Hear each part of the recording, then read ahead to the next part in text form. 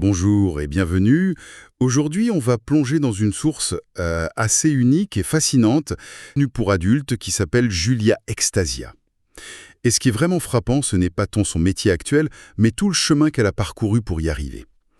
On va donc explorer ensemble son parcours, d'infirmière en réanimation à créatrice de contenu sur des plateformes pour adultes, mais au-delà du simple changement de carrière, ce qu'on va décortiquer, c'est une histoire de libération. Sur tous les fronts, en fait. Libération d'un système de santé à bout de souffle, d'une relation sans désir, et peut-être le plus intéressant, libération de ses propres jugements. Absolument. Ce qui est passionnant ici, c'est que la source nous permet d'aller au-delà du comment elle a fait cette transition. On va vraiment plonger dans le pourquoi. Quels ont été les déclencheurs? Quelle a été la transformation psychologique? C'est le récit d'une réinvention totale, professionnelle, mais surtout intime. Alors, commençons par du début. Le point de départ, qui est à des années-lumière de ce qu'elle fait aujourd'hui. Avant tout ça, Julia Extasia était infirmière en réanimation, un métier qu'elle décrit elle-même comme une passion. Oui, et c'est un point de départ crucial. Elle parle de passion, mais tout de suite après, elle décrit un environnement très prenant et assez précaire. L'interview met vraiment en lumière des conditions de travail extrêmement difficiles. Mhm. Elle tournait sur des horaires en alternance. 6 mois de jour, 6 mois de nuit. Ah oui, c'est un rythme. C'est un rythme biologiquement brutal, et d'ailleurs elle mentionne des conséquences directes sur sa santé, notamment des migraines chroniques. On imagine bien l'épuisement. Mais ce n'est pas juste la fatigue ou l'argent qui l'a fait basculer. Le vrai déclic, le moment charnière, c'est un arrêt maladie. Et surtout, le refus de son chef d'aménager ses horaires, malgré ses problèmes de santé. C'est un moment de rupture assez violent, en fait. En fait, c'est un cas d'école de ce qu'on appelle le modèle poussée et attraction. D'accord. D'un côté, il y a la poussée. Son métier, qu'elle aimait, la pousse littéralement dehors à cause de l'épuisement, du manque de reconnaissance. Et de l'impact sur sa santé. C'est ça. Et de l'autre, il y a l'attraction. Elle raconte qu'elle prenait déjà des photos sympas dans les toilettes de l'hôpital. Ah, donc l'idée était déjà là, en quelque sorte. Voilà, il y avait déjà une graine, un intérêt pour l'image, pour l'érotisme, qui représentait une voie vers plus de liberté. Le refus de son chef, ça a juste été la goutte d'eau, quoi. Donc ce n'était pas une décision soudaine, plutôt la conclusion logique d'un mal-être qui grandissait. Elle se lance donc fin 2023, début 2024. Et elle part de rien. Zéro audience. Elle insiste bien là-dessus pour casser un peu le mythe du succès instantané. C'est vrai, elle doit tout apprendre, elle se décrit même comme quelqu'un qui était contre les réseaux à la base. Elle doit donc se forcer à créer un compte Instagram, à faire des reels, à comprendre des codes qui ne sont pas du tout les siens. C'est une phase d'apprentissage intense, j'imagine. Et de travail acharné, ouais. Et là, c'est la partie qui fascine toujours dans ce genre d'histoire. En un mois, une de ses vidéos devient virale. Elle passe de 0 à 10 000 abonnés. C'est le rêve de tous les créateurs de contenu. C'est dingue. Mais est-ce que c'est juste un coup de chance ou est-ce que cette authenticité dont elle parle a été la clé dès le départ? C'est sans doute un mélange des deux. La viralité, c'est toujours un peu imprévisible. Mais ce qui est intéressant, c'est qu'elle a une intuition très forte sur ce qui fonctionne. Elle dit, et je la cite, « Les gens veulent de l'authenticité ». Comme la photo prise dans les toilettes de l'hôpital. Exactement. Elle comprend que son passé, son histoire, ce n'est pas un truc à cacher. Au contraire, c'est un atout. Elle ne cherche pas à être une actrice porno lisse et professionnelle. Elle est l'infirmière qui a changé de vie. Et ça, c'est une histoire puissante. Financièrement, le retour sur investissement est immédiat. Et massif. Elle dit que dès les premiers mois, elle gagne plus du double de son salaire d'infirmière. Elle raconte le choc en voyant le premier virement arriver. C'est un moment psychologique très fort. Sa première pensée, c'est « Pourquoi je n'ai pas fait ça avant ?» Ce n'est pas juste une question d'argent, en fait. C'est la validation que sa décision était la bonne. Que cette autre vie était possible. Tout à fait. Elle quitte son poste d'infirmière seulement 3 mois après s'être lancée.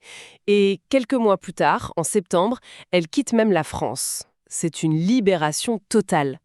Elle compare le salariat à une restriction de liberté folle. Le contraste est saisissant pour elle. Cette nouvelle liberté, on la retrouve justement dans la nature de son contenu et dans sa vie personnelle. C'est complètement imbriqué. Elle est en couple depuis 2 ans avec un homme rencontré sur un jeu vidéo et leur relation est non exclusive. Elle va même plus loin. Elle dit trouver excitant que son partenaire soit avec d'autres femmes. Oui, et l'interview donne des anecdotes assez parlantes qui illustrent à quel point cette dynamique est centrale pour elle. Il y a l'histoire du 1er janvier. Son partenaire passe le réveillon avec une autre femme, et le lendemain, elle avoue faire une petite crise. Ah, donc de la jalousie quand même. Ben non, c'est ça qui est surprenant. Ce n'est pas de la jalousie classique. Elle explique que ce qui l'a contrariée, c'est de réaliser qu'elle n'était pas la première fille qu'il baise en 2024. C'est une redéfinition complète de la jalousie, en fait. Le problème n'est pas l'acte. Mais sa place symbolique dans la chronologie, c'est fascinant. Exactement. Et il y a une autre anecdote qui va encore plus loin. Un jour, elle a envie de se faire démonter, pour reprendre ses termes, mais son partenaire n'est pas là. D'accord. Elle ne patiente pas. Elle contacte un homme via un site libertin, boit une coupe de champagne avec lui, et il filme leur rapport sexuel. Et le but de tout ça? L'envoya à son compagnon, qui, dit-elle, a kiffé. On voit bien que la non-exclusivité n'est pas un arrangement passif, c'est un moteur actif de leur désir. Et cette recherche de sensations fortes ne s'arrête pas là. L'interview aborde aussi son côté exhibitionniste, son goût du risque. Elle raconte cette se faire griller par une famille en plein acte avec un abonné dans une voiture sur un parking. Et elle ne le raconte pas avec honte, mais plutôt comme une anecdote un peu piquante. Ce qui est notable ici, c'est la recherche d'adrénaline. Le risque n'est pas un effet secondaire indésirable, c'est un moteur. On parlait de la poussée qui l'a fait quitter l'hôpital.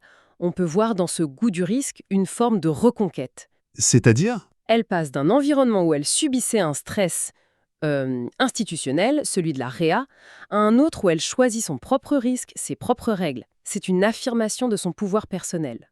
Ce qui est presque difficile à croire quand on entend tout ça, c'est de découvrir la personne qu'elle était avant.